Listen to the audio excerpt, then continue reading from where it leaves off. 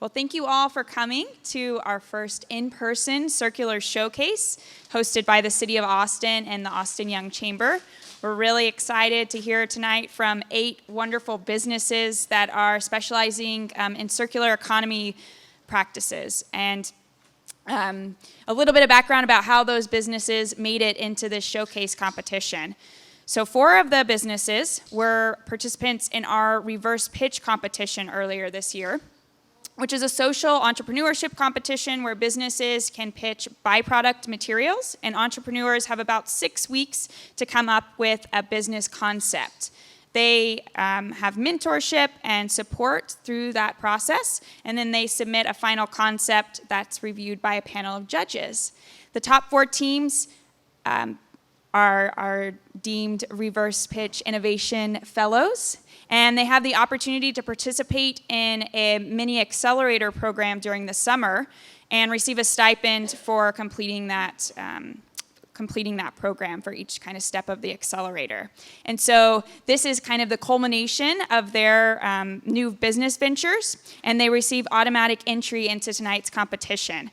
And so for some of them, this is the first time that they're pitching live in front of an audience and in front of an investor panel, so it's really exciting.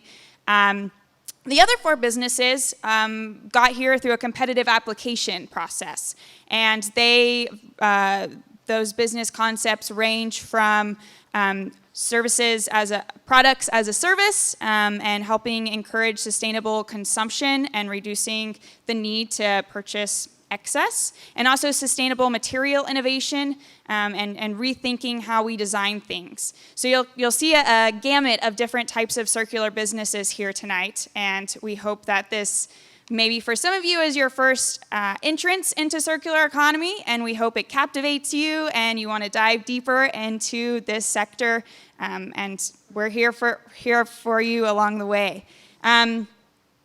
I think that was all I was going to say. So I'm going to hand it over to our MC for tonight, Joanna Ortiz, who is the president and CEO of the Austin Young Chamber, who this event is hosted in partnership with tonight. So without further ado. Thank you so much, Maddie. We love working with your team. And we also want to give a shout out to the Economic Development Department with the City of Austin. Tonight would not be possible without them. And I also want to give a shout out to this venue, the Cathedral. Can anybody take a wild guess what this building used to be? A church, right. And that sign up there tells you the name of the original church. Yeah, that's right. So from 1938 to 2017, this was a church. And then they relocated, and the cathedral came in and started renovations in 2019, opened the space up here in 2019. So beautiful, beautiful space, and we're very lucky to be here. All right, so as Maddie said, I'm kind of guiding y'all tonight. And so before I kind of give y'all the expectations of tonight, I want to introduce our special guests here tonight, which is our judges. Sarah Brand here is a general partner with True Wealth Ventures. Allie Bryan is a venture investor with Closed Loop Partners. And Michael Richardson is a business analyst and startup advisor. And last but not least, Anita Roberts, managing partner at Silicon Hills Capital. Let's give a round of applause for our judges. All right, so I'm going to call up all the startups one by one, and so they're each going to have 4 minutes to pitch, and then they're going to have 4 minutes with the judges for Q&A. And our director of marketing events is going to be here at the front, keeping time. And then after all the contestants have competed at the end, our business development associate will be putting all the scores together, and then we'll keep y'all in suspense for a few minutes and then announce the winner. All right, and then what are these contestants competing for? Well, aside from just glory, they're also gonna win a prize package of $5,000. So we'll be filling this fancy little check over here at the end. All right, without further ado, I would like to bring up our first contestant, Used to pitch by Sarah Bird. All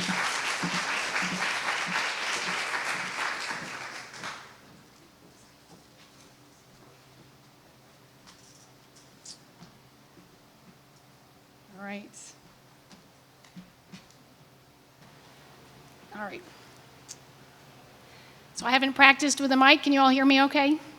Great. Good evening. My name is Sarah Bird. I'm the founder of Use 2, and I'm pitching tonight for our Neighborhood Reuse Center, which is our primary project. The mission of Use 2, which is a grassroots incubator, is to demonstrate truly circular innovation on the hardline side of resale. When I say hardlines, think everything that is not a textile. I have 20 plus years of experience in the reuse sector. I am passionate about reuse, and I am convinced that it is essential moving forward in the light of climate change that we decouple the funding of social missions from the reuse of hardlines in particular. Nonprofit Thrift, which dominates resale, has important missions, but they're funding these with a fundraising tool that is reuse. It is very ancillary to their mission. Combine this with the fact that these organizations have grown in parallel with overconsumption. They have evolved business models quite naturally that are about harvesting our consumption to fund their important missions.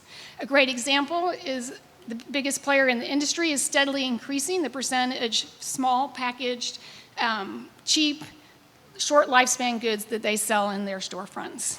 Add to this that their primary revenue comes from clothing, which is soft, small, light, homogeneous, and easy to train people to work with, and hard lines are the exact opposite. You end up with a system where hard lines are terribly inefficiently managed. That's money left on the table, shortened lifespans, lack of circularity, and bandwidth to deal with it.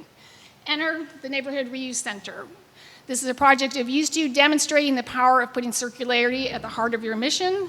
It's a 1,250 square foot storefront. It's like an old-fashioned five and dime. We source our materials from big thrift discards. I spent a year analyzing Goodwill's trash before developing our inventory. Think of our inventory as a mashup of half-price books, Toy Joy, Teacher Heaven, Hobby Lobby, and Terra Toys. We are on track to gross $100,000 in revenue this year. That's with a very slow growth mission while we set up processes and systems that we want to leverage to set up centers all over the city. What do we do different from traditional thrift? Well, obviously, circularity is the heart of what we do. That means we want to sell people something, have them use it, redonate it, and sell it again, and sell it again, and sell it again. In order for people to choose us, we provide reliability. All of our inventory is materials we know we can source in quantity and routinely. We reward redonation. That means we have intangibles like a powerful community and culture of reuse, and we also have tangibles like badges and discounts for redonation in particular. We specialize in trash. This is important because we are not generalists. We work with our materials intensively and we invest in them. Let me give you a quick example. We have the largest selection of early childhood games in the city. We refurbish games. That gives them extra value for our customer. We can charge twice what they can in traditional thrift for these games, still be providing great value. These have limited lifespan and a family setting, meaning that they can be used and redonated and be powering our reuse engine. What are we going to do with the money today? With the money today, we're going to have our website professionally redone and, most importantly, search optimized. So we're amplifying all of our social media. And more importantly, the social media of our valuable customers who are passionate about us and have fueled our growth so far with their constant posting on their own personal social medias. We will more than double our revenues in the coming 6 to 12 months with this boost, and we'll use those revenues to grow our center, hire more employees, and move towards our big vision, which is having centers that are hubs for the circular economy scattered in neighborhoods all across the city. These are some of the things our customers say about us and give you an idea why they're passionate about us. And thank you for your time. I'll take questions now.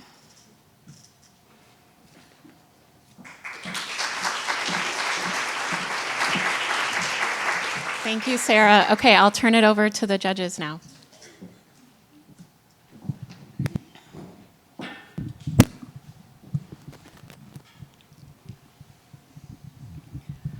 How do you scale in terms of training? Like, what are you specializing in? What do your people specialize in when you think about, being in every neighborhood? And then how would you use the $5,000? All right.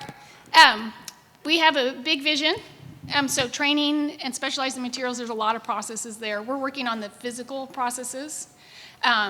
It's expensive to deploy technology, but that's the long-term vision, to have ways to semi-automate decision-making about how materials are handled so we can train employees quickly and get them up and running quickly. But it's really important that we have the systems first, because you can spend a lot of money on technology senselessly. So we're really invested in the physical management of the materials right now.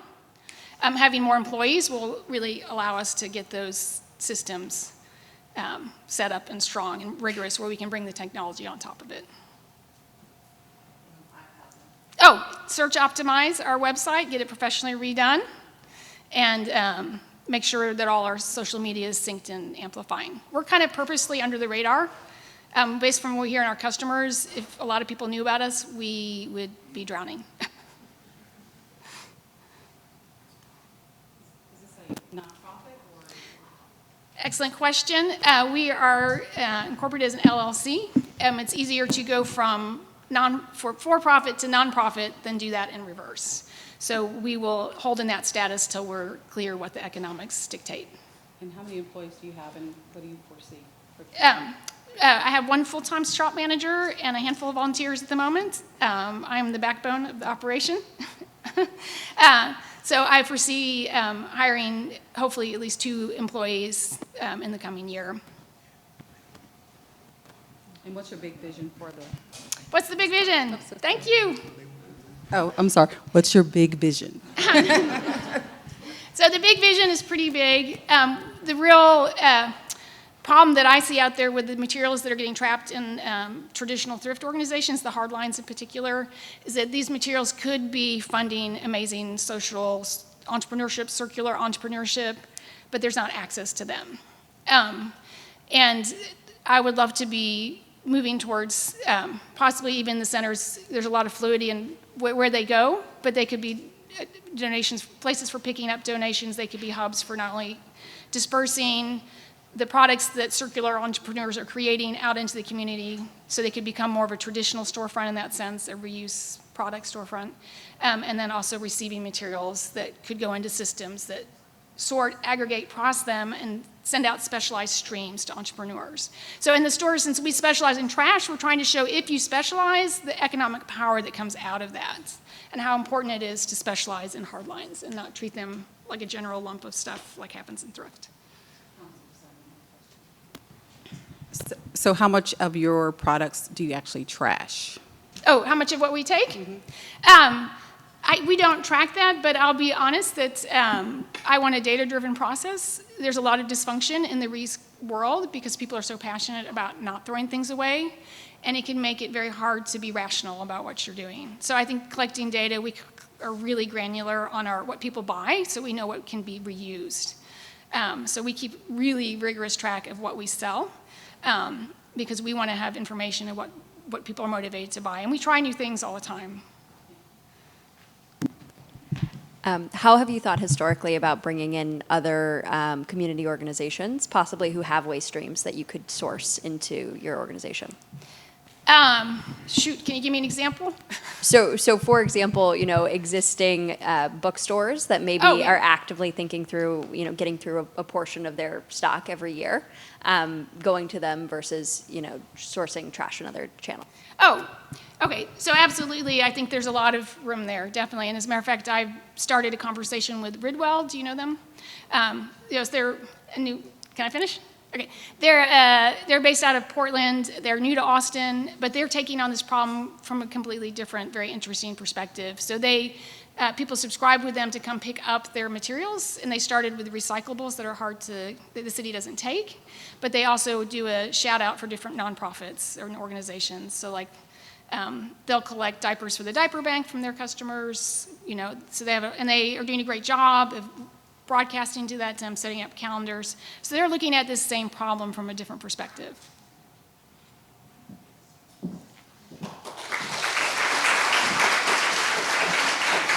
All right, thank you, Sarah and the judges. All right, up next we have Reclaim, Repurpose, Reimagine, pitched by Susan Anderson.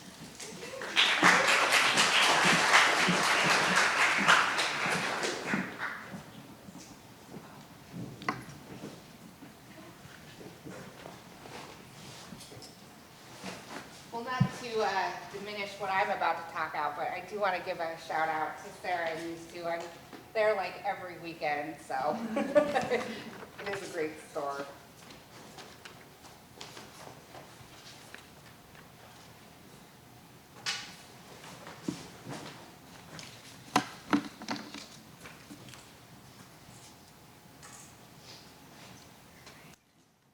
Well, good evening, everyone.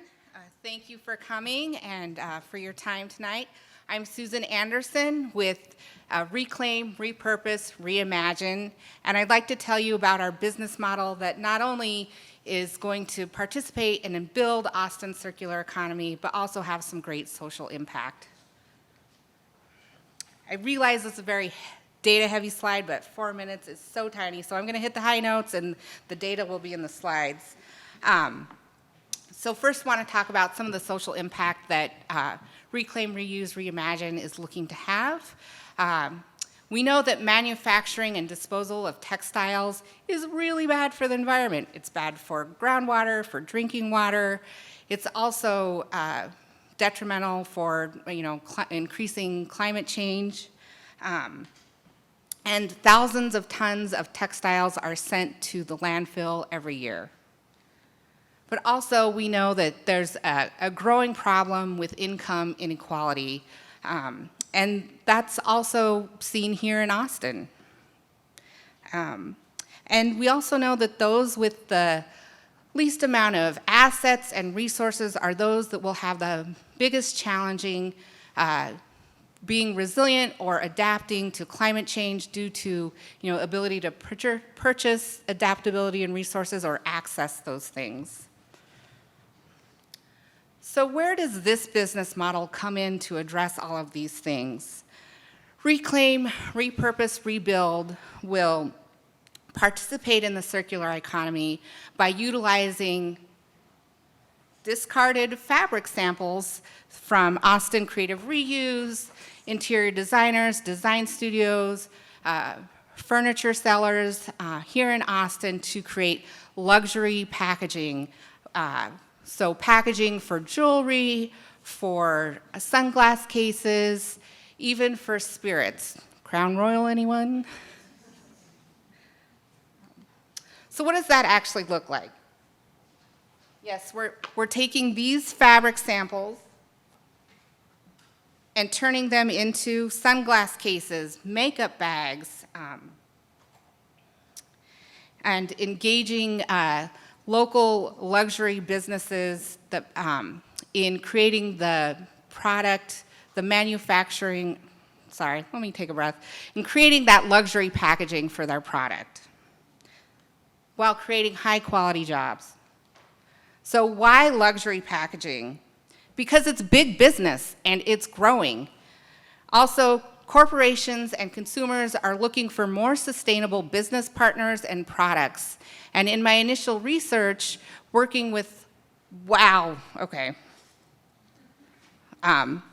people are willing to pay the premium.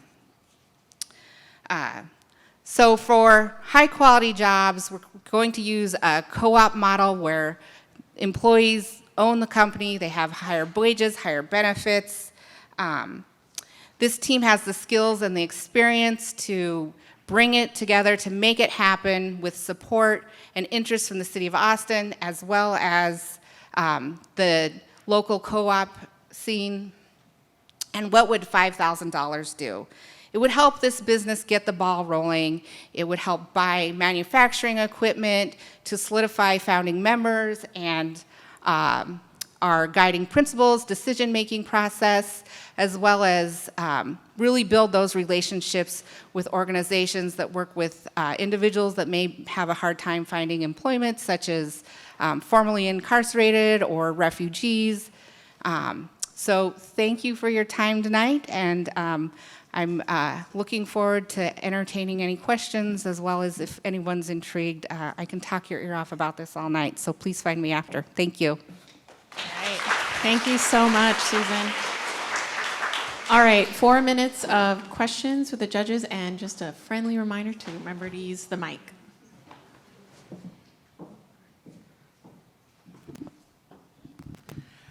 I was just wondering, you talked about it a little bit at the end, but how do you scale the workforce for this? Do you train them yourselves? Is there a Yeah. population you already have identified? That's a great question. And also the facility you'll be in. How do you scale that too? Yep.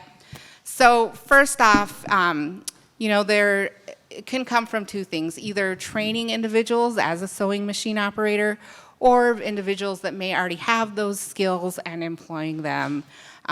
So for example, if someone has worked as a sewing machine operator as part of, their prison labor program or something like that, or if they have experience sewing, or also looking to, as I said, train folks that are interested. And second question, like how do we scale?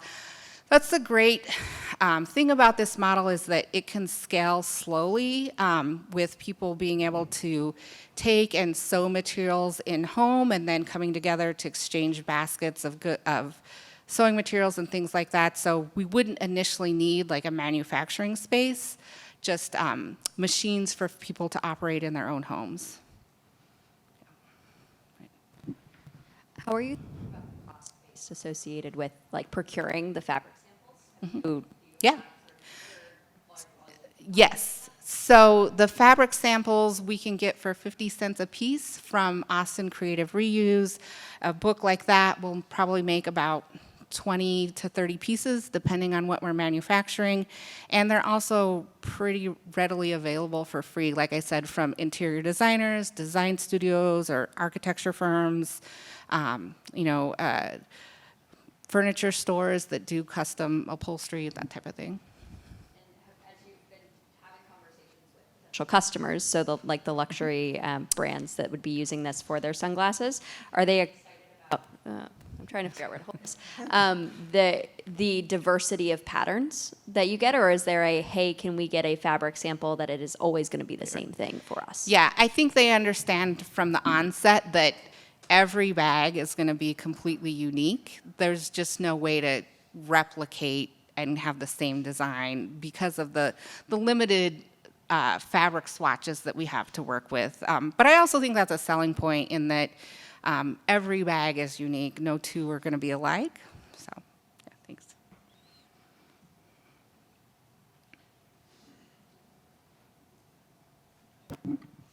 Have you had initial discussions and secured any potential contracts, or who do you think your first customers will be? That's a great question. I've been talking with a lot of smaller scale jewelry designers here in Austin. It's really hard to get your foot in the door in, a larger company. I just say like big scale terms would be great to get a conversation like with Kendra Scott or Tom's or a company like that. But it's really a lot easier for me to access folks that are marketing and selling their wares at markets and things like that. So I have been talking to some of those jewelry designers, and like I said, I've really found that they're willing to pay a bit more of a premium, especially if it's custom made and fits their specific jewelry product versus just something off the shelf.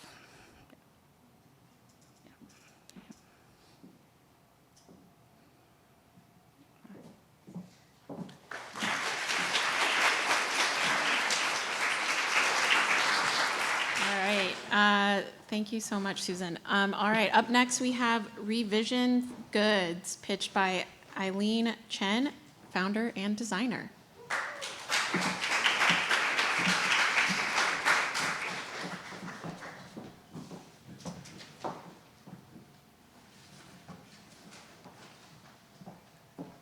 Okay, hi everyone. Thank you so much for having me here today and the opportunity to talk about my business, Revision Goods, and my mission to try to change people's perception of what upcycled goods can be. My name is Eileen Chen. I'm the founder and chief designer of the company. So as a parent and citizen just wanting to leave a healthier planet for our next generations, I find myself often struggling with two conflicting desires. One is the desire to beautify my home and office spaces with beautiful things that I see on Instagram and the rabbit hole that the web can be, but the other is the desire to really simplify and lessen my environmental impact. And I always wondered, is there something that can be much more sustainable and environmentally friendly that can also satisfy that desire, that human desire to want to convey our values and personalities in our spaces? And in the US, we love decorating. Current home decor market is about $170 billion and growing. And most home furnishings and accessories are made with new materials. And only a small percentage are actually upcycled or vintage, and these two can often sometimes be either less design forward or very expensive. But this creates a waste problem in Austin and beyond, because most of these materials are thrown away after redecoration, which for many can be frequent, or sometimes they're donated but may face challenges in finding new homes. At the same time, there are hundreds of tons of sample materials, such as these fabric and wood and tile samples that are used to make design decisions, but are usually generally end up in the landfill after that one use because they're difficult to recycle and repurpose. But at the same time, they are premium materials, which are present in every showroom in Austin, in the US, and globally. So this led me to think, how do we change and shift consumers to buy upcycled goods, buy home goods that are upcycled? And from my consumer products experience, one of the things that I learned is that items have to first meet design and durability of customers' expectations for these things, and then also be hopefully made with upcycled materials, which makes them feel good about what they're buying, and hopefully I can figure that out and do it at scale. So I wanted to change people's perception of upcycled with elevated design and to make renewing materials the norm. And so came this idea of revision goods. And these are products that have been made, designed and produced in-house and in small batches and sold to customers so far along these product principles that I set for revision goods, which has to use at least 75% upcycled materials and be durable and these other attributes. At the same time, I've been partnering with local artisans to try to make co-branded products that are along revision goods design and aesthetic and principles. And the reason for this is really twofold. One is because I believe home goods, I want to be able to provide consumers with other type of materials that can probably be best made by artisans expert in their craft. And second is to grow the upcycling ecosystem here, so to decrease and lessen that brand and financial risk with more venues for them to be able to sell through with a co-branded product. The business model is very much about local impact. One, about sourcing locally. We've already purchased hundreds of pounds so far from Austin Creative Reuse, and be linked with local interior designers and architect firms to source the materials.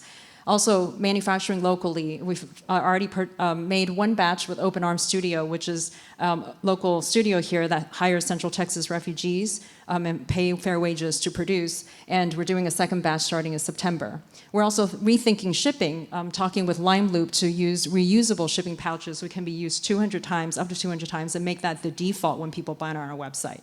So the past 12 months have been about testing this concept, pricing, margins, and the brand voice. And the micro successes so far really encourages me to try to grow this further. So lastly, $5,000, mostly for production with open arms, pay for materials, and reinvesting back in the business any profits to really compound that effect. So thank you so much, and I'm very happy to take questions. Thank you.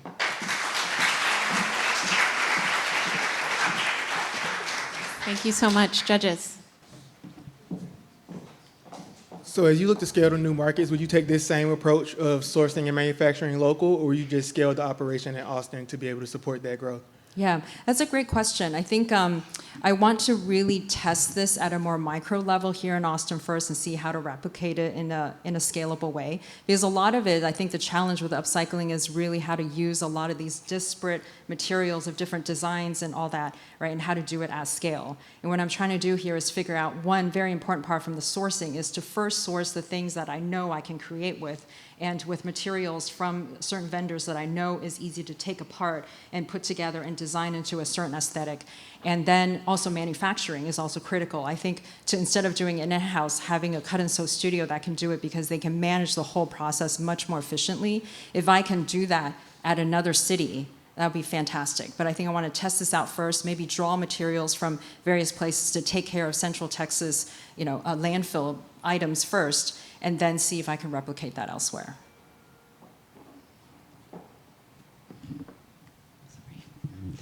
I think I have Allie's question from last time, which is with all the disparate materials and such a design forward, look, how do you manage that?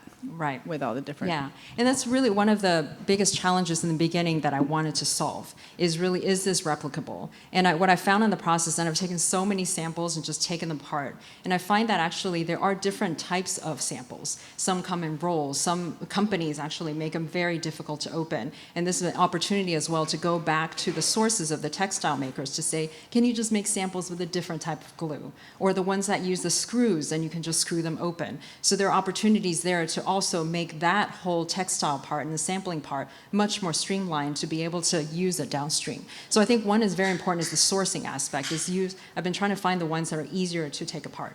And then also the ones that have a certain aesthetic and a certain durability that I think is needed to produce a certain aesthetic. So I think the sourcing part is critical. And then also in the production part is testing out the materials and making. You find that some go through the machine easier, some don't, right? And then they're also very disparate in thickness. And so the onus is on us to really find the right sources in the beginning and design it in a certain way so that the production can be more mass and scalable. Another one in. Have you done anything yet with the wood or the tile? Yeah, so actually this is where I've worked with tile. I tried laser printing and doing certain things with coasters before, but I find that some things, it's hard to get to a certain design aesthetic without it looking a little too crafty instead of what I wanted to do here, right? Or even in the lasering process, I find that the laser actually creates these dusts that come off that unless you really suck it all out, then it's actually environmentally not so healthy for whoever's doing it. The wood part, I've been working with artisans, and one in particular that's making with reclaimed wood, and really wood from scraps from mills, right? So it's really thinking about scraps aren't used and seem unwanted. And so with some is the reason why I'm doing the local artisanship is I want to leverage people expert in their craft to be working on it. So then, and also even if they aren't doing upcycling, to lessen their risk of trying upcycling because they do it under a co-brand and they have a venue to sell through. And then I take on the risk and I've been buying their stuff. I place an order and I buy it up front. So in a way they don't have to wait for the inventory to sell on commission at a later time or sell next 30 or 60 or 90. So I pay for it up front because in a way I commissioned the work under this aesthetic. So that's the idea to try to how to solve that issue.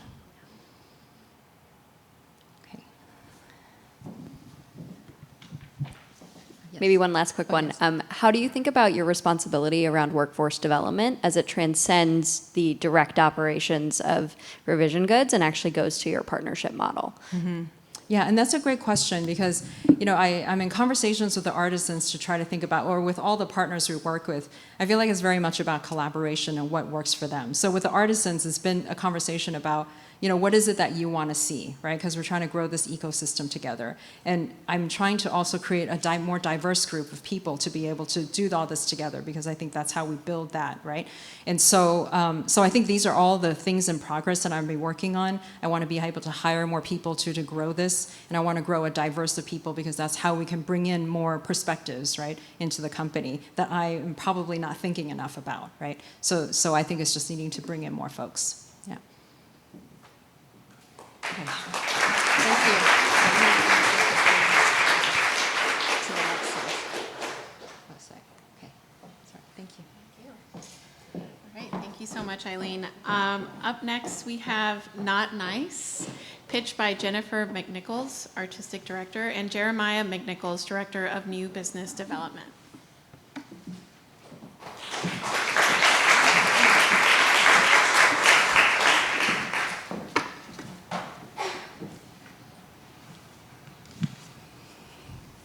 Hi, I'm Jennifer. This is Jeremiah. We're from Not Nice, and we're here to talk to you today about the fast fashion industry. So what is the fast fashion industry?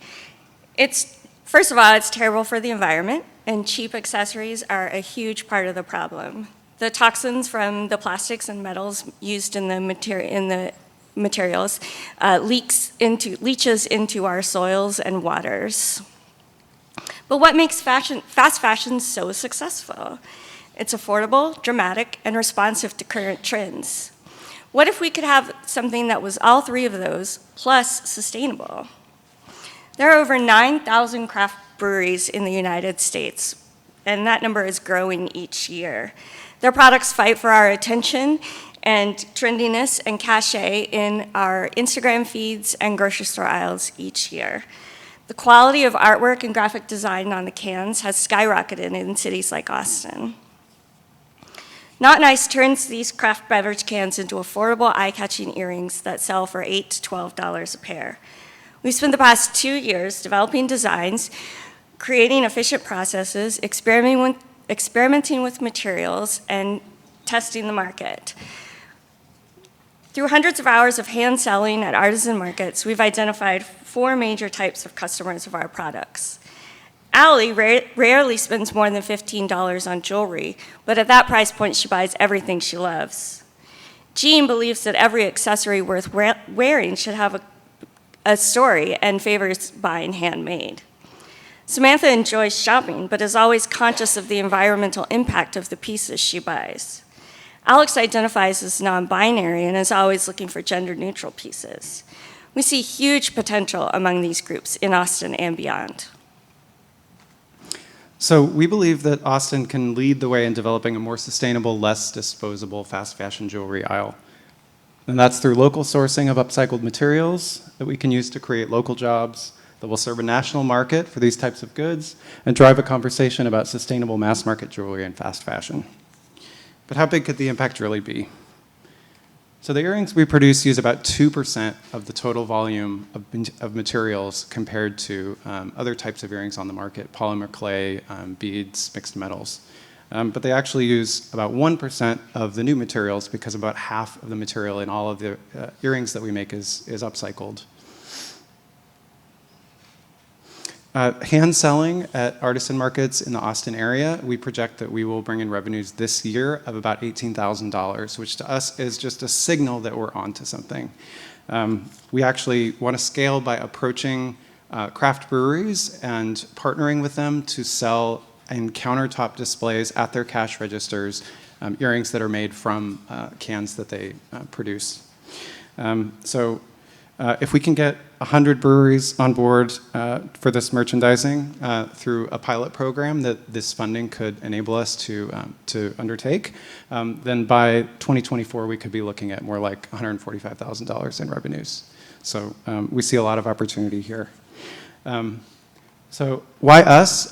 Just very briefly, because we're running low on time. Jennifer graduated from a top art school with a BFA in photography. She's got an eye for composition, and she's also has a BA in studio art. I've worked as a graphic designer and as a journalist in communications. I currently work in sales training. So we have a lot of different things that kind of feed into this interest, and we're Austinites who just love looking for ways to make a difference.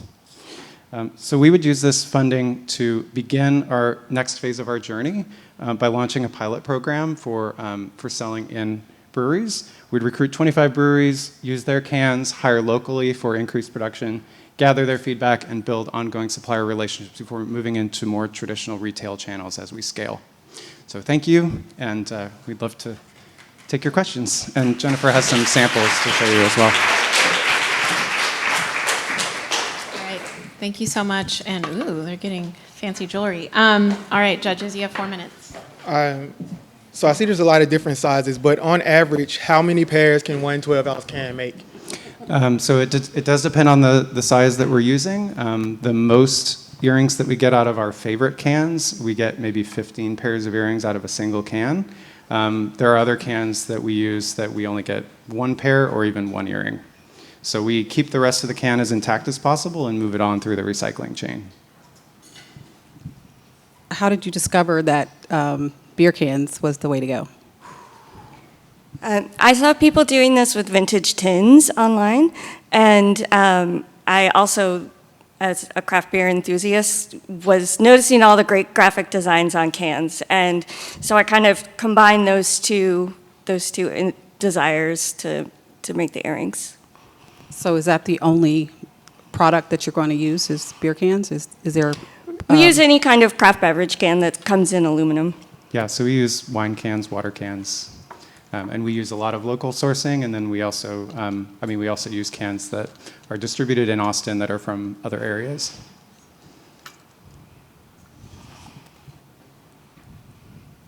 Are the cans all from your personal consumption? No, I just I was just wondering, since I own a brewery, actually, and we do small volumes of cans. We were, oh, very good.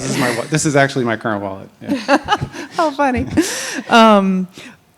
The volume of printed cans is so high, it's like a whole truckload worth. And so a lot of the craft brewers are doing adhesives. Mm-hmm. Is that still work for your jewelry, or do you need it to be actually printed directly on the aluminum?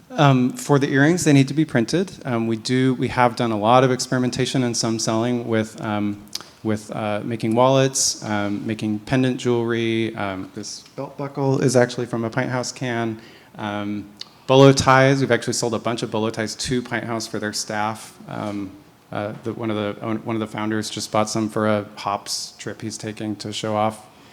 So yeah, we're experimenting with all kinds of products. The highest margin for us and the greatest efficiencies are in producing the earrings, and those are from printed cans.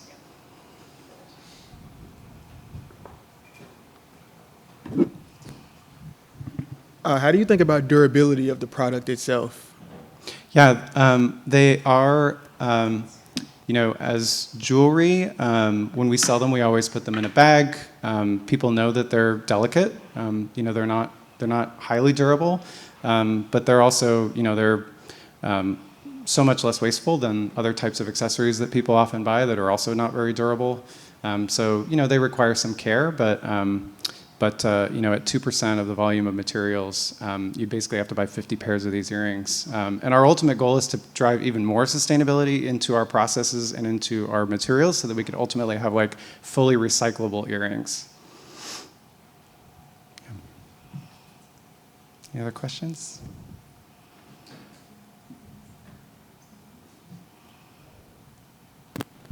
Could you speak again to how you're going to use the 5,000? Yeah, we'd like to do this pilot program of recruiting breweries. We basically offer them discounted wholesale prices. Most of them have like a merchandising area of their store, of their tap room. Sometimes it's kind of off to the side. But we have noticed that they are willing to try or sometimes continuously sell certain things on their counters, like where you actually go up to order the drinks. We've seen that with soaps locally, like beer-flavored soaps. We think we could do the same thing with these things where the materials are actually from the can designs that they are familiar with and that they're already promoting. Do you envision a revenue share model there? So is it a situation where a portion of profit per pair will go to the brewery, or is it a trade for their waste cans? So you get the waste cans and then you get to sell for free and get the full income. Yeah, even when we have to buy cans, our cost of goods sold is under $2 per pair. So we have room actually for additional costs to come into play. But to answer your question, our goal would be to basically pay for the cost of getting waste cans from their canning lines or from their tap rooms. So have a relationship around that, and then sell at a favorable wholesale price to them that you might see as incorporating the fact that they were partners with us. Yeah, but we just don't want to do like a consignment model of trying to track that kind of revenue. Thank you. Thank you.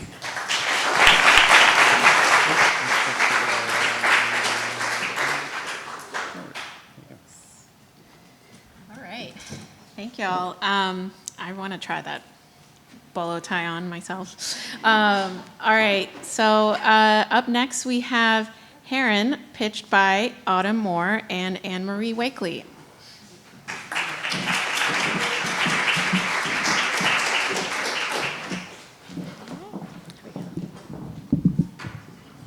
Hi, everyone. My name's Anne-Marie Wakely. I'm Autumn Moore, and this is Heron. This is Heron. So a little about me. My background is actually in secondary education, but after teaching for 5 years and through a pandemic, I needed a little bit of a change. Lucky for me, managing a classroom and managing a business are kind of one and the same. So when I met Anne-Marie a year ago, it was kind of perfect timing for me. Very perfect timing. So my background's actually in finance, but when I moved to Austin, I ran into a big space issue. I imagine a lot of you guys have the same problem. The things I needed, like a drill, an air mattress, I didn't have friends to borrow from yet, and if I did buy it, I didn't have space to store it, and that's where Heron comes in. Yeah, so we make renting products easier than buying them on Amazon. I know, that's a really bold claim, but here's that. We have a few minutes to get through it. Hair and Rinse and delivers anything you don't use enough to buy. You don't have to call, email, you don't need to check availability with us. Everything's automatically up to date. You can just add it to your cart and check out. We have everything you need to throw a party, host family in town, even clean, we have it. And the best part is we offer same-day delivery, so you place your order by noon, and we'll have it out to you that afternoon. So we've had over 430 customers and 600 orders in the last 2 years, and that's been all done just by the two of us. So it's been a lot of work, but it's really fulfilling, and our customers love us, and we love them. Of the 600 orders, 16% of them are repeat customers, and we have a 6% referral rate, which those numbers are really strong, but what's really exciting to us is we have a lot of potential with marketing and better social media presence to kind of increase those, so that's something we're really excited about. Yeah, so take a second and imagine if all 600 of those orders were purchases and not rentals. That's a lot of waste, right? So we really do want to save people space, time, and money, but ultimately we really do want to change consumption patterns away from single ownership and more into increasing participation in the shared economy. And speaking of the shared economy, here's how our business fits into there. So first point, all maintenance and repairs are due by yours truly in-house. Thank you, YouTube. Second point is one of my favorite things is as soon as an inventory item breaks, this one finds the nearest screwdriver, hammer, whatever you need to break it apart, and any usable parts that can still work, they're shipped off through eBay and given a new life. Already have dozens with new lives all over the country. We love, just as a lot of you do, using Austin Creative Reuse for sourcing a lot of our accessories in the warehouse. And of course, last but not least, we have 2 working and growing partnerships with Toyberry, which is a local toy library, and with Austin Humane Society. So we are introducing products into the shared economy that couldn't be shared before. These are just examples of some of our most popular products. As you can see, they do a great job of showing our range, and we really want to drive home to you all that we're not just an event rental company, we are all-encompassing. And if you need a little more convincing, here's how we stack up against some of our competitors. Beyond this list and beyond how easy we make checkout and delivery, we just want you all to see how different we are in that we also provide all accessories needed for your order. So if you order a popcorn machine from us, you're getting all accessories, the popcorn, the oils, the bags, everything you need because we're a one-stop shop. Yeah. So what's next for us? We have reached the limit of YouTube and our knowledge, and we need some maintenance help. And that will be even what we spend 8 hours doing. Someone could probably do in 30 minutes. We don't even want to think about it. But going to continue expanding our partnerships with other like-minded businesses and eventually raise money and get a loan and expand to other cities. So thank you so much for your time, and we look forward to your questions. Do you hear me? Yeah. Thank you. All right. That's all. Judges, it's your turn. So those 600 plus orders, what does that look like in actual total volume? Oh, so I think we're at like 50,000 over the last 2 years. I think it's about like $50 a person or per order. And we did that math right. You'll have to do the math. But yeah, so about 50,000 for the last 2 years. And what are your margins? Like, how much of that is profit? So a little bit hard to calculate right now with just so much upfront investment in the inventory and with delivery costs. Like, we need a little bit more information to get better margins. Like I said, we're spending maybe 8 hours repairing something, and I don't think that is that's obviously not long-term sustainable, and it will, so our margins would be completely off with that kind of info. And I may have missed it, but where do you get the products? So we buy there's a ton of research goes into it. We have really high quality products, and we buy them new. So that way we can guarantee we take really good care of everything, and that's important to us. So starting new or very lightly used, if we're able to find something on Facebook Marketplace, is what we feel is like the only way to go. And how are you funding this? So I did work in finance, so I had some money saved, and actually Airbnb'd my apartment too. So took some of that and some help from friends and family, and then revenue. And where are they stored? We have a warehouse. Yeah, we have a warehouse. We Warehouse in the front, office, or warehouse in the back, office in the front. So it's like our life. Yes. Just popcorn machines, and so we have a nice little office space up in North Loop, like near Nervous Charlie's, if anyone wants to stop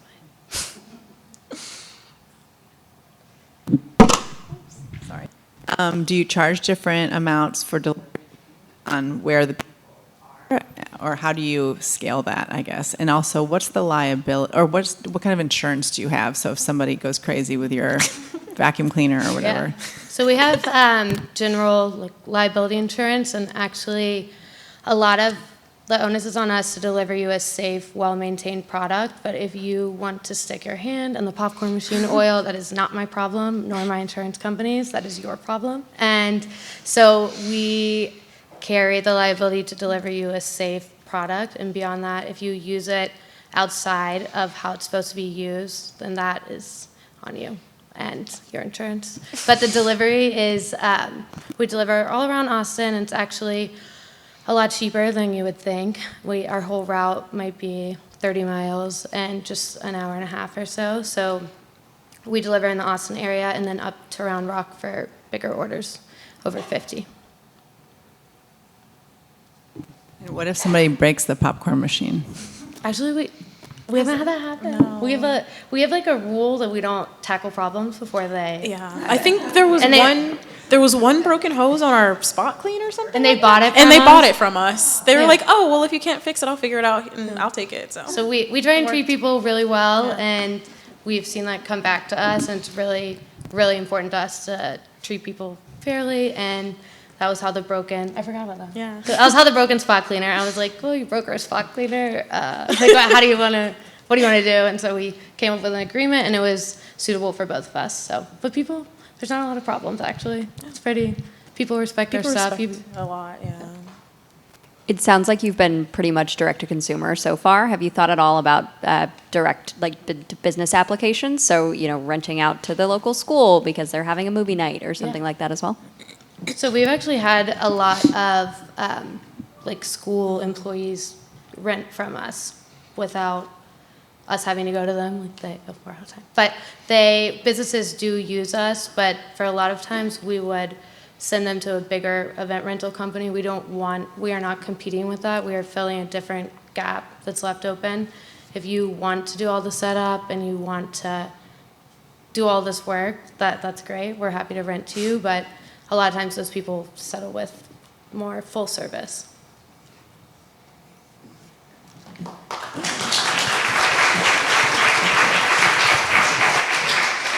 right. Thanks so much, Heron.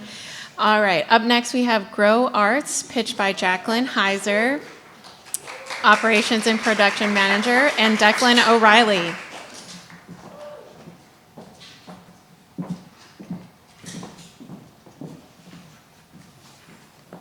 Okay. Hi, my name is Jacqueline Heiser, and this is Declan O'Reilly, and we work for Grow Arts.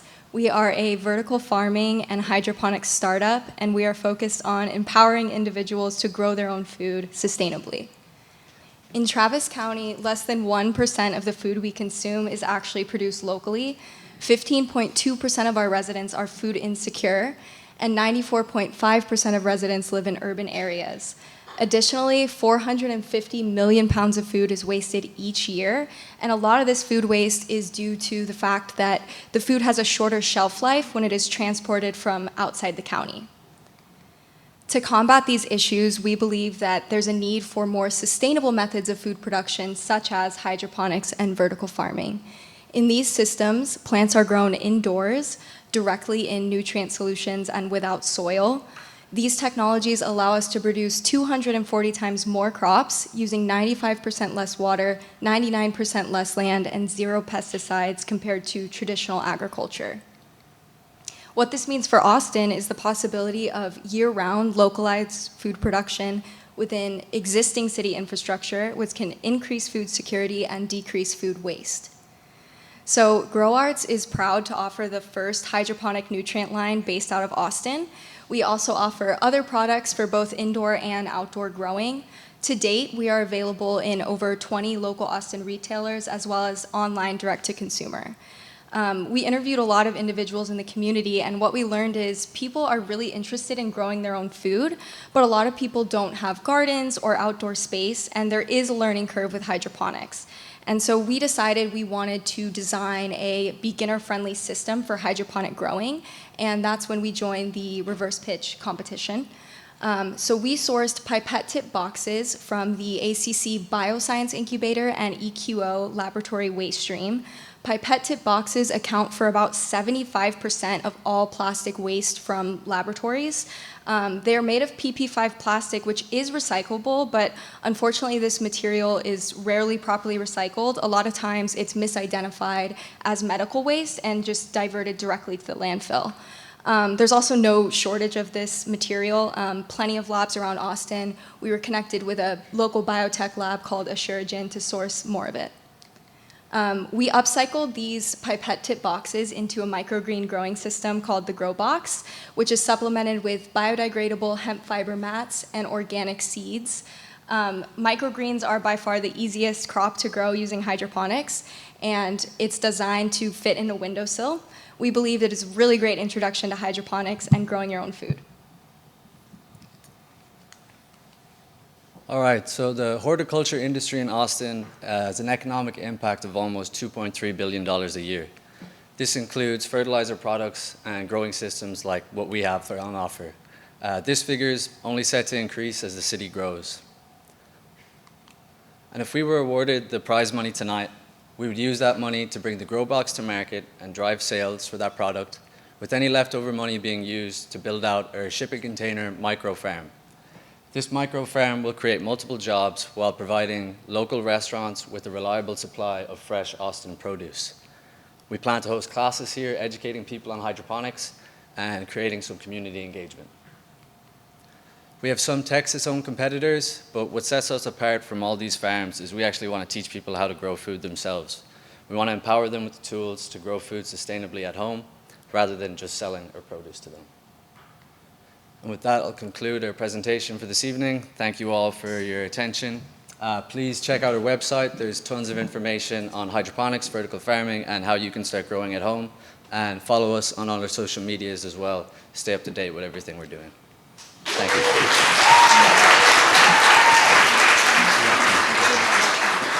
All right, judges. I've got two. So the first one is the products that you already have right now. Are these you all's own formulations, or are you private labeling? No, we've produced them all in-house. Yeah. Yeah, of course. You want to go back to the products, or? Yeah. So the one on the right there is Pest Spray. It's mostly organic. The deterrents are all organic. The only thing that's in there that's inorganic is soap and alcohol. Then these are all fertilizer products that you can see up on top. That's a liquid series. Then we have a powdered series. And these are pH balancing products. They're to balance the water in Austin because we have very alkaline water. So the red one drops the pH. And then if you drop it too much, you're going to need to raise it. So we offer a pH up as well. How are you doing on sales? And then what's the blended margins across all the products? So we only brought these products to market at the start of summer. So we're doing all right on sales. As Jacqueline said, we're in 20 plus stores here in Austin. Margins on the products are really good. We give a very good discount at the moment to get our products into stores. So we give the retailers a pretty good discount, but we're getting 30% profit margins on all the products. Again, mostly sort of direct-to-consumer sales today. Have you thought at all about business channels through which you could sell at higher volumes? Yeah, we would on love any of the products. Yeah, I mean, these products are directed at consumers, mostly beginner growers, but we would love to get in with large-scale commercial growers. I mean, that would be massive, but we're just not there at the moment with the resources we have currently. I'll slide one more. So you mentioned the 5K would be bringing the Grow Box to market, and if any left over, shipping container. How much does it cost to bring the Grow Box to market? Not so much. I mean, the cost to produce the product is Yeah, it costs about $4 to produce, so we're getting the pipette tip boxes for free. We don't need to pay for those. And then mostly it's just the labels, the seeds, and the biodegradable hemp mats. So the margins are really great on that. I think a lot of it would be pushing the marketing, getting us our name out there, because that does take a lot of money. But I foresee that if we awarded the money, we would be able to start up our shipping grow faster. We already have the container, but again, like a lot of that would be marketing of the grow box, getting it out there, and then starting with the container. So. Just where can you buy it? I was going to ask the price point for the grow box. Oh, we're pricing it at $12.99. If you want to go, here's some like other kits that are on the market. So ours, we're pricing at $12.99. They would include about 8 hemp fiber grow mats, and then currently we have 2 sets of seeds, so radish microgreens and broccoli microgreens. So you'd get 8 total grows out of that, and if you trim them right, you can actually grow about 3 times with 1 mat. And what sets us apart from these other companies is that we're obviously reusing the container rather than using virgin materials. We also want to have a refill program, so if people are done with the supplies we gave them, they still have the container, and they can just buy the mats and the seeds separately. So they can reuse the container. No need for that to go to waste. Yes. Yeah, I'm a grower, so I'm all over it. This is awesome. Cool. Yeah, great, thank you. They're currently not like for sale yet, but we have some prototypes and we're ready to get them out there, so. Will you use the same channels that you have the fertilizer in? Yes, I think we'd like to. We'd probably definitely start on Amazon and Etsy. We already have that established, and then we want to talk to more garden centers around Austin as well. One of the real positives about this product for our company in general is having just the fertilizers alone. We can go to gardening centers and sell that, but when we have actual growing systems, we can go to stores that aren't necessarily garden centers, and we can be like, here you have something that your customers can grow in and the means to grow it with the fertilizers. So it's kind of allowing us to approach different businesses rather than just the gardening centers that already have fertilizers. Thank you.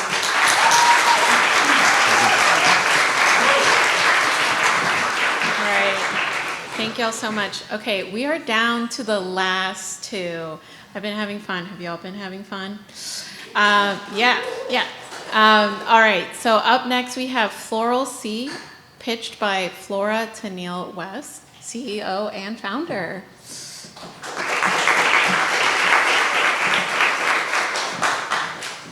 Testing, 1, 2, 3. I hope you guys can hear me. Yeah?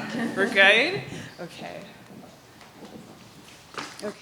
Hello, everyone. I'm Floral West, designer and owner of Floral C, Austin's first contemporary sustainable fashion house. And guys, let's get real for a moment, okay? Let's get real. Sustainable fashion, it's ugly. It's basic, it's overpriced, it's style exclusive, it's culture exclusive. I'm not here for this. No, ma'am.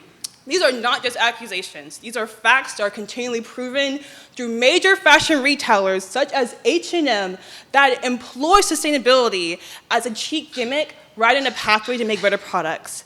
As a consumer who is completely fed up with this, I decided to launch my own sustainable fashion house, introducing the House of Floral C.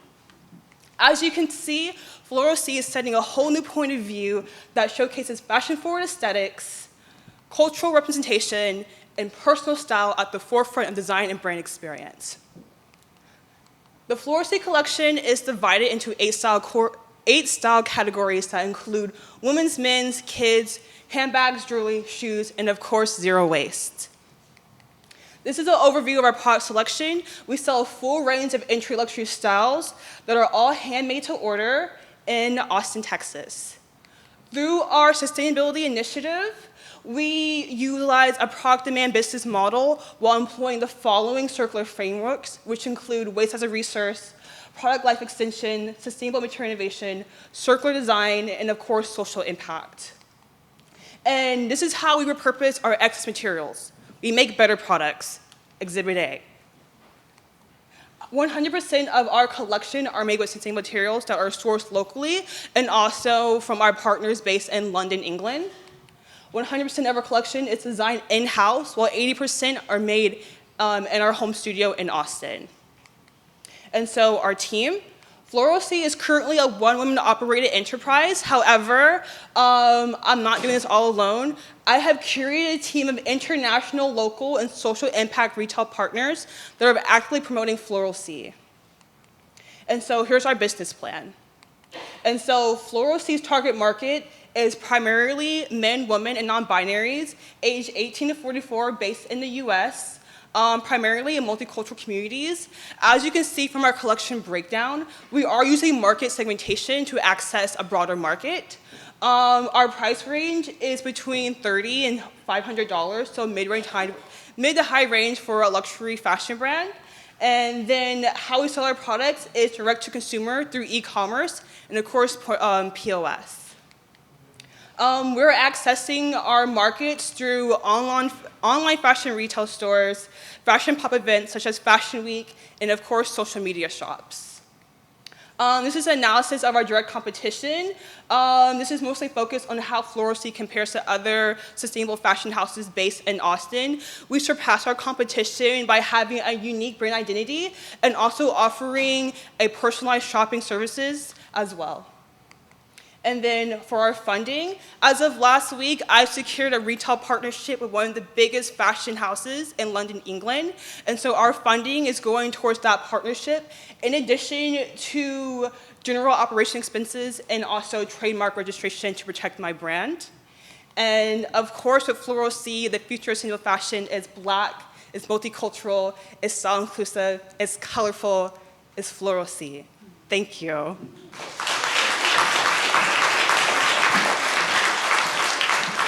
And judges, I have a very special surprise for you from the House of Floral C. I brought you some little goodies for you guys to take home as well. Here you go. I hope you guys enjoy. It has our jewelry styles, of course, with a special zero waste surprise as well. Here you go. All right, and with that, 4 minutes for questions.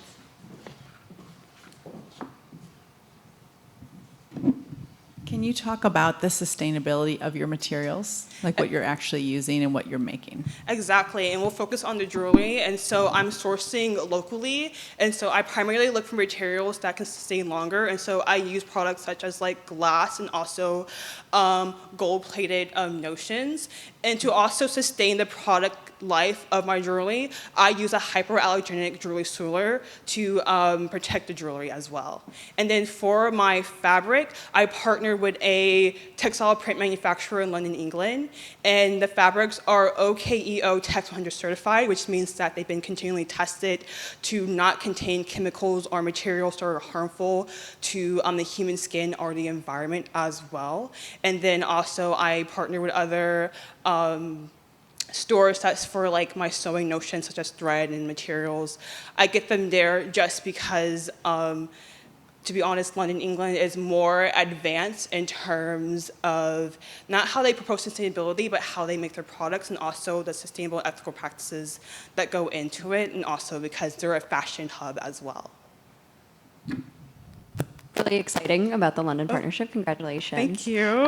How do you think about opportunities for partnership closer here at home? So working with organizations. Yeah, and so to be honest, building my brand in the beginning, it was hard to scale Floral C as a contemporary fashion house because there are limited opportunities for fashion. Austin is slowly growing as a fashion hub, but we have a way to go. Right now, what I'm doing is that I'm looking into platforms such as the Austin Community our community college fashion incubator, and also partnering with my school where I study fashion design as well, and partnering with students to get talent to help me make my products as well. And so that's where I'm kind of looking at in terms of opportunities for building my brand locally.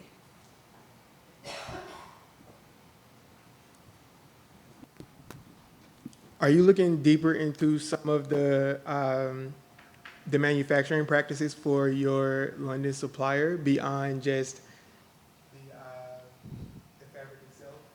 Yeah, and so the reason why I chose London, England is because I wanted fashion fabrics and high fashion materials that were sustainably made. However, I couldn't get them here because I couldn't find the exact materials that I wanted here locally. We do have manufacturers here in the US that do print or make materials sustainably. It's just that I want materials for a contemporary luxury fashion house. And then also I was able to access my network in London, England through talking to people via LinkedIn who were actually using those platforms as well, just to get more insight into the practices that they're using as well.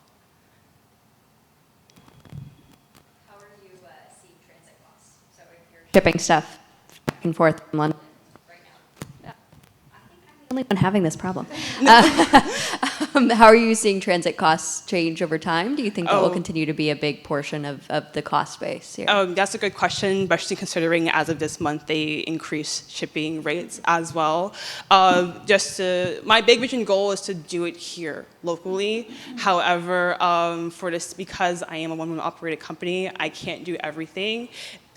And my main priority is having quality in my products. And so when people see Floral C, they know that I'm sustainable through my quality. And so I'm willing to make that sacrifice as a means to ensure that my brand has quality material as well, if that makes sense.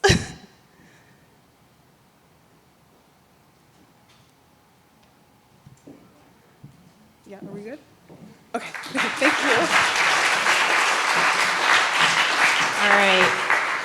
Okay, so we've made it to the last contestant. Why don't we give them an applause? They've waited this whole time very patiently. All right. So we have Born Again Creations, pitched by Arya Ali, founder and CEO, and Amreen Rajabali, partner.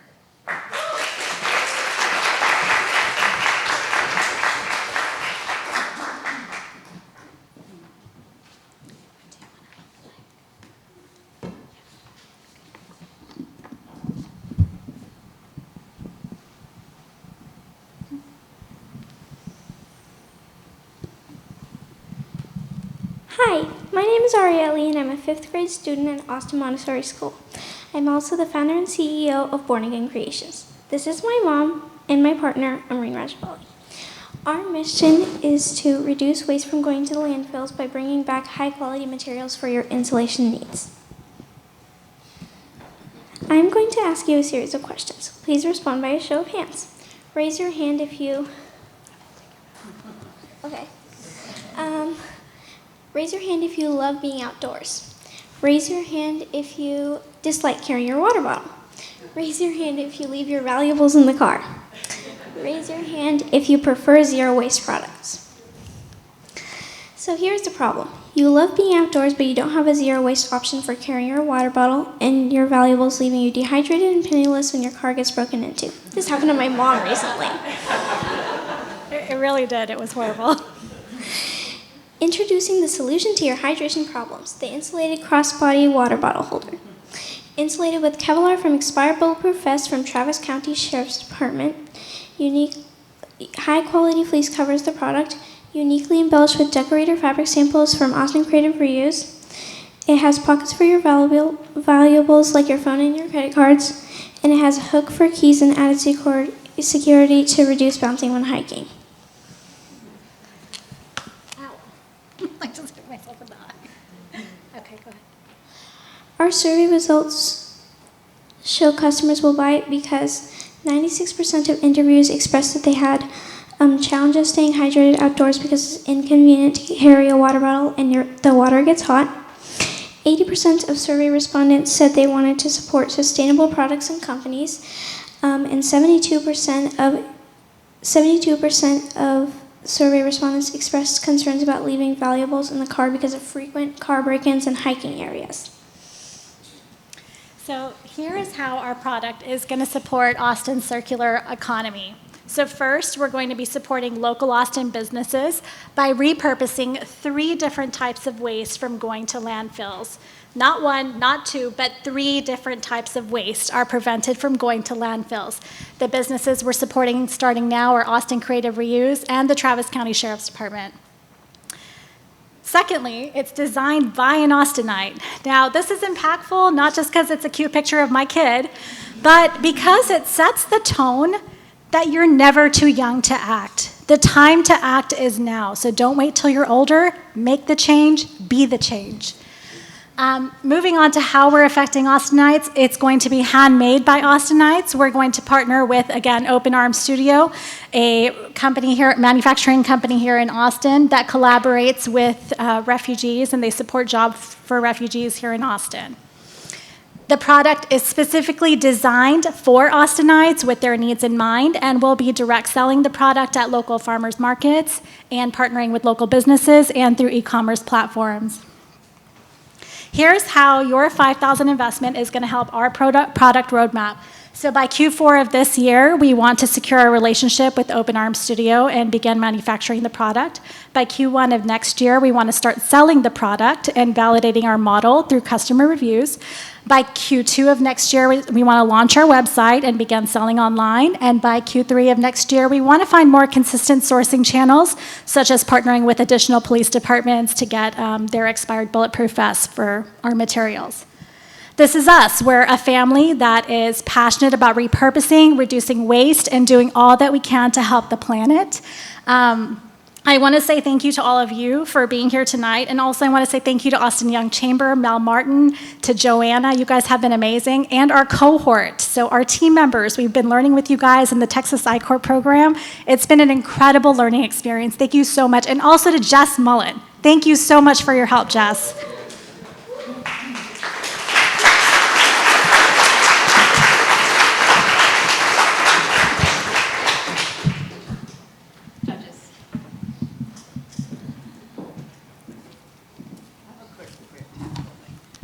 I think I missed the third thing. Is it insulation for stuffing? Yes, it is bulletproof insulation. Yeah. So it's the, Aria, actually, you can talk about this. You researched what it's called. Well, when I saw that bulletproof vest was one of the materials in the initial competition, I researched and I saw that Kevlar was a high quality insulation. And then I came up with the idea to make an insulated water bottle holder. What do you do right now with the remaining materials from the Kevlar vests that can't be repurposed into the water bottles or to the holders? So currently we've just set it aside. We haven't actually found a use for that. The only use that we found is the Kevlar. One of the things that we're looking into is seeing if we can use the additional materials to stabilize the product. So that is something that we're exploring.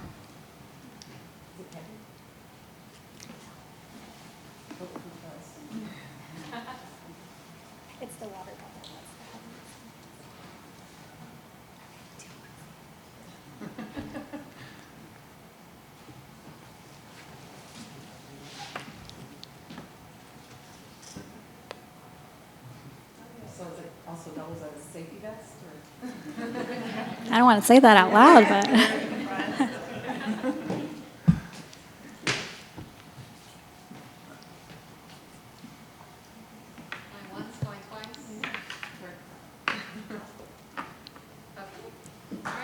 Thank you.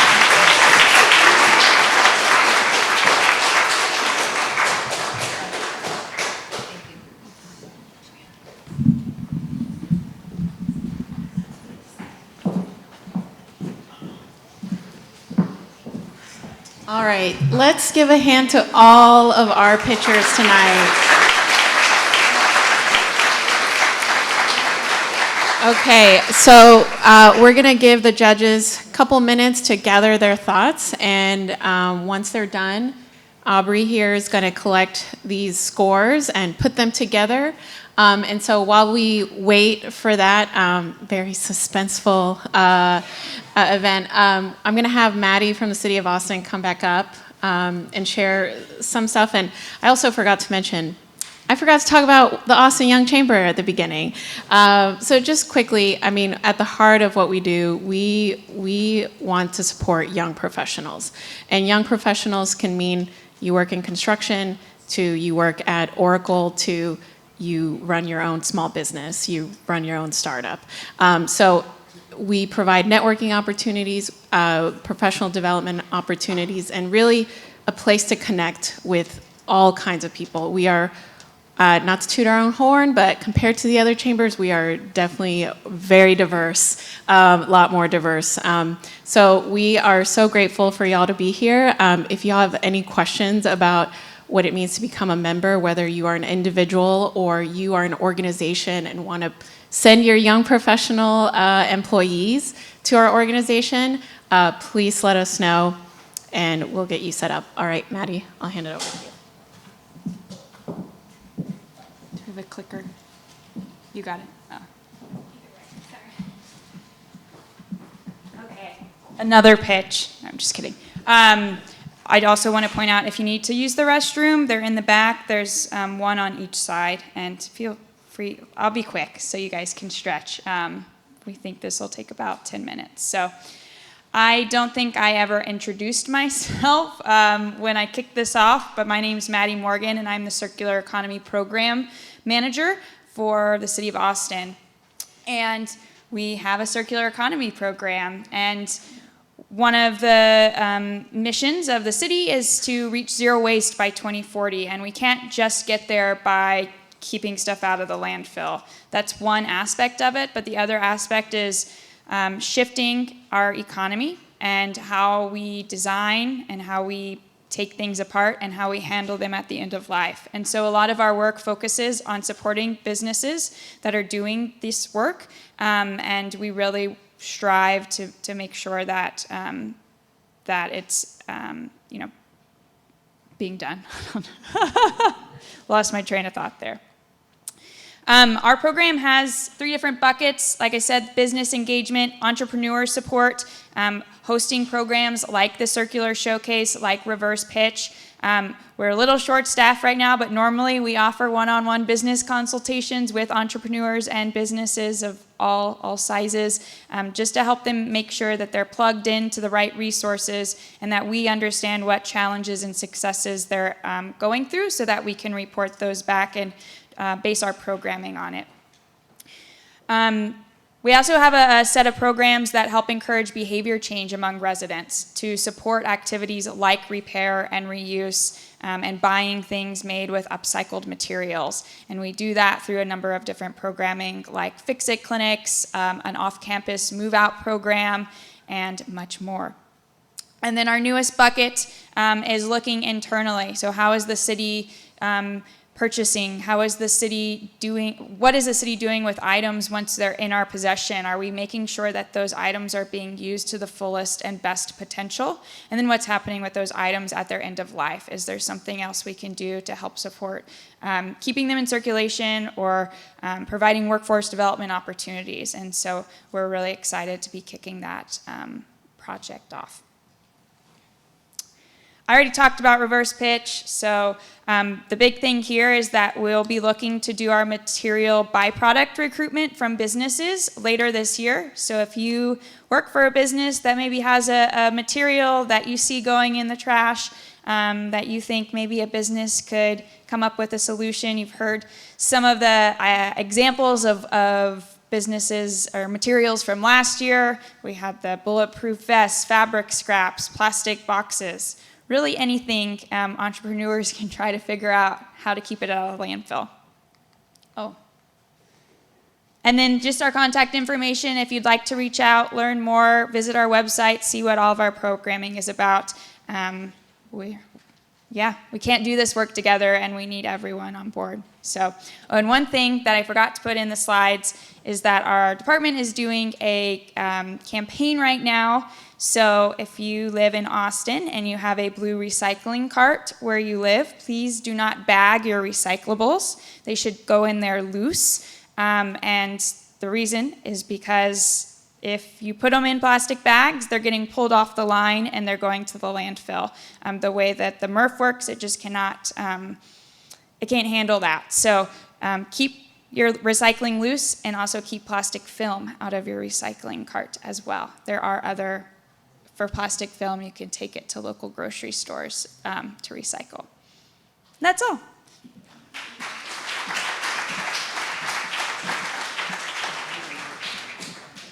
Well, you learn something new every day. So thank y'all. We're going to give our scoring team here a couple more minutes just to tally up. So this is a good time to grab water, go to the bathroom, and I'll call it. Yeah, and come talk to our businesses.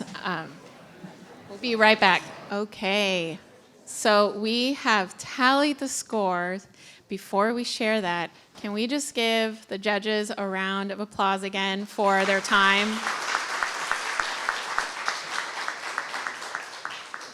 All right. Okay. Aubrey here is going to hold the check, and then as I announce it, he'll turn it around and reveal who the winner is. Can we get a drum roll going? There we go. And the winner of the 2022 Circular Showcase Pitch Competition is Revision Goods.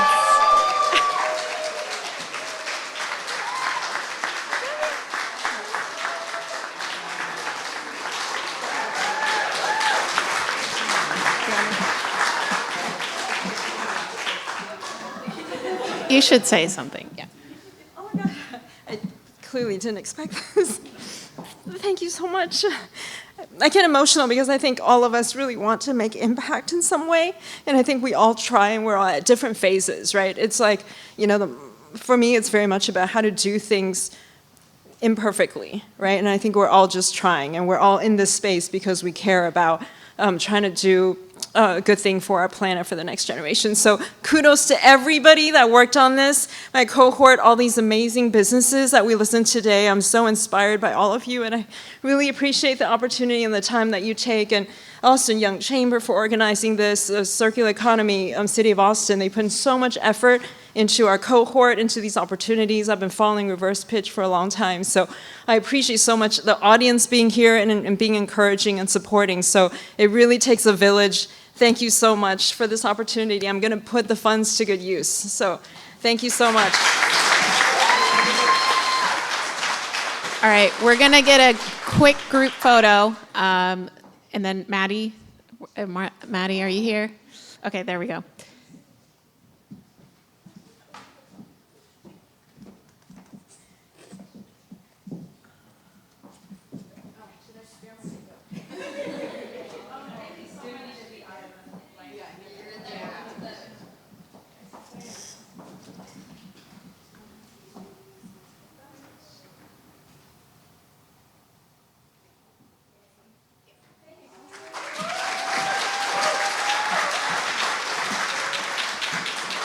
All right. Thank you so much, and congratulations again. Congratulations to all of the pitch competitors tonight. I know it takes a lot of courage to come up and share that over and over again, and so y'all are doing amazing work. Do we have slides up for our, no? Well, we have lots of events coming up at the Young Chamber. We also have a newsletter, so if you want to stay connected and get engaged, let us know. We'll give you all the deets. All right. Thank you so much.